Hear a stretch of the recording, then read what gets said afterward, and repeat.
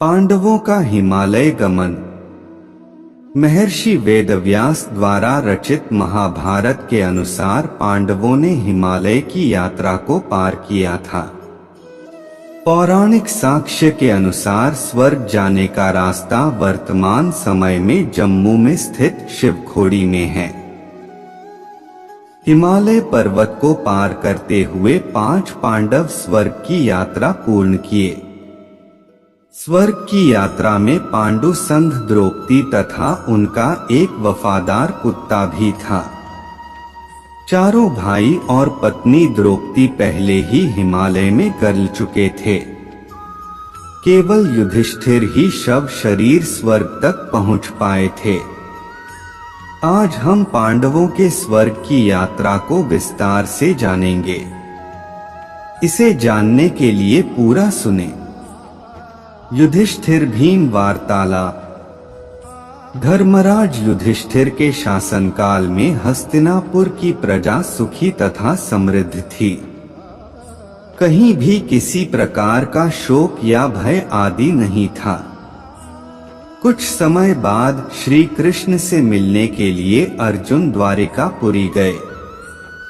जब उन्हें गए कई महीने हो गए तब धर्मराज युधिष्ठिर को उनकी चिंता होने लगी।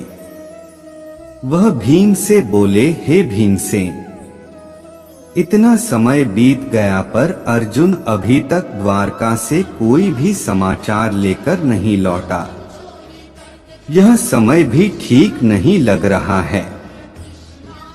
हर समय कुछ ना कुछ होता ही रहता है। आकाश में उल्कापात होने लगा है और पृथ्वी पर ज्यादातर भूकंप आने लगे हैं। सूर्य का प्रकाश भी मध्यम पड़ गया है और चंद्रमा के इर्द गिर्द पिंड घूमते रहते हैं। आकाश के तारे और नक्षत्र परस्पर टकराकर गिर रहे हैं। पृथ्वी पर हर समय बिजली गिरते रहते हैं। बड़े बड़े बवंडर आते हैं जिसकी वजह से बहुत तेज आंधी आती है। सारे सियार सूर्य की ओर मुंह करके चिल्ला रहे हैं। कुत्ते तथा बिल्ली बारंबार रोते रहते हैं। गधे उल्लू कबूतर रात को कठोर शब्द कहते रहते हैं। गौ माता के नेत्र से आंसू बहता रहता है तथा भी अब दीपक प्रज्वलित करने के योग्य नहीं रहा। हर जगह श्रीहीनता दिखाई देती है। इन सभी चीजों को देखकर मेरा मन बहुत ही व्याकुल है। ना जाने यह सब किस आने वाली विपत्ति की सूचना दे रहे हैं। क्या भगवान श्री कृष्ण इस लोक को छोड़कर चले गए या फिर कोई और दुर्घटना होने वाली है? युधिष्ठिर अर्जुन वार्तालाप। ठीक उसी समय अर्जुन व्याकुल अवस्था में द्वारका से वापस आए। उनकी आंखों से आंसू बह रहे थे। शरीर कांतिहीन था तथा उनकी नजरें झुकी हुई थी। वह आते ही धर्मराज युधिष्ठिर के चरणों में गिर पड़े। यह सब देखते ही धर्मराज युधिष्ठिर चिंता में हो गए और घबराते हुए उन्होंने अर्जुन से पूछा, हे प्रिय अर्जुन, द्वारिकापुरी में सभी लोग कुशल मंगल तो है ना? हमारे नाना शूरसेन तथा मामा वासुदेव ठीक है ना? हमारी मामी देवकी सब कुशल मंगल है ना? हमारे स्वामी भगवान श्री कृष्ण, दाऊ बलराम तथा उद्धव और उनके सभी साथी कुशल मंगल तो है ना? देवी रुक्मणी, देवी सत्यभामा, देवी रेवती तथा आदि लोग सब कुशल मंगल है ना? हे भाई अर्जुन, ऐसे चुप ना रहो, कुछ तो बोलो। धर्मराज युधिष्ठिर ने एक साथ इतने सारे प्रश्न पूछ लिए थे कि अर्जुन यह सुनकर और भी ज्यादा व्याकुल हो गए थे। इनका रंग फीका पड़ गया था। उनकी आंखों से निरंतर आंसू की धारा बह रही थी। अर्जुन ने हिचकिचाते हुए धर्मराज युधिष्ठिर से कहा, हे प्रिय भ्राता, हमारे भगवान श्री कृष्ण ने हमसे छल किया है, वह हमें अकेला छोड़कर इस लोक से चले गए। जिनकी कृपा से मेरे परम पराक्रम को देवता भी प्रणाम करते थे, श्री कृष्ण वह भी अपने साथ लेकर चले गए। इस समय में एक मृत शरीर के समान व्यतीत हो रहा हूँ। मैं द्वारका से श्री कृष्ण की पत्नियों को हस्तिनापुर ला रहा था, परंतु मार्ग में ही एक भीले ने मुझे परास्त कर दिया। मैं उन अबला नारी हो की रक्षा नहीं कर सका। मुझे विश्वास नहीं हो रहा है कि मैं वही अर्जुन हूँ जिसने इतने बड़े बड़े महारथियों को परास्त किया था। मेरे पास वही रात है, वही गांडीव है, वही सारे अस्त्र शस्त्र है, फिर भी मैं उनकी रक्षा न कर सका।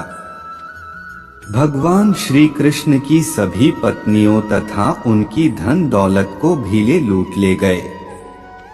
मैं कुछ ना कर सका। उन भगवान श्री कृष्ण के बिना मेरी शक्तियां किसी काम की नहीं रही। आपने द्वारका में जिन लोगों की कुशल मंगलता पूछी है, वह सभी दुर्बुद्धि को प्राप्त हो गए थे और अधिक मदिरापान करके आपस में युद्ध करके सभी मृत्यु को प्राप्त हो गए हैं।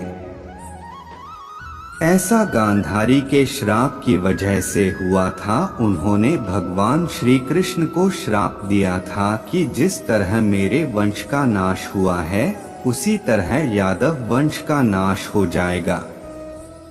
अर्जुन बोले, यह सब उसी कृष्ण की लीला है। अर्जुन के मुंह से यह सारी बातें सुनकर कि भगवान श्री कृष्ण अपने धाम को प्राप्त कर चुके हैं तथा यदुवंशियों का नाश हो चुका है, तो उन्होंने अपने कर्तव्य को निश्चित किया और अर्जुन से बोले, हे अर्जुन, भगवान श्री कृष्ण ने इस पृथ्वी का भार उतारा है। जिस प्रकार किसी व्यक्ति को कांटा चुभता है तो वह कांटा निकालकर फेंक देता है, ठीक उसी प्रकार श्री कृष्ण ने धर्म की स्थापना करने के बाद खुद को अपने धाम चले गए। अब हमें भी स्वर्ग की ओर प्रस्थान करना चाहिए। माता कुंती तथा विदुर का देह त्याग। जब माता कुंती नया समाचार सुना कि श्री कृष्ण अपने धाम को चले गए, तो माता कुंती श्री कृष्ण में ध्यान लगाकर अपने शरीर को त्याग दी। धर्मराज युधिष्ठिर ने अपने महापराक्रमी पुत्र परीक्षित को जम्बूद्वीप का संपूर्ण राज्य प्रदान किया तथा हस्तिनापुर का राजा घोषित किया। अनिरुद्ध के पुत्र को मथुरापुरी का राज्य सौंप का राजतिलक किया। उन्होंने मान, अपमान, मोह सब कुछ त्याग दिया। स्वर्ग की ओर प्रस्थान। उन्होंने अपने केस खोल दिए तथा राज्य के सारे सुखों को त्याग दिया। राजवस्त्र तथा गहनों को त्याग कर उन्होंने साधारण वस्त्र धारण किया।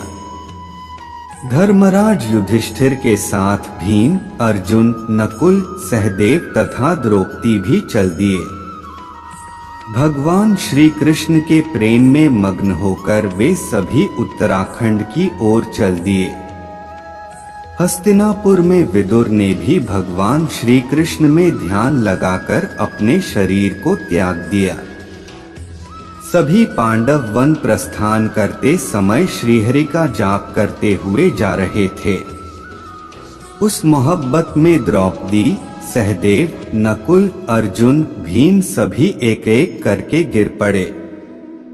अब केवल युधिष्ठिर ही जीवित बचे थे। कहा जाता है कि देवराज इंद्र के द्वारा लाए गए रथ पर बैठकर वह स्वर्ग की ओर प्रस्थान कर जाते हैं। ऐसी ही मजेदार कथाएं सुनने के लिए हमारी चैनल की ऐसी ही वीडियो पाने के लिए हमारी चैनल को लाइक शेयर सब्सक्राइब कीजिए। धन्यवाद।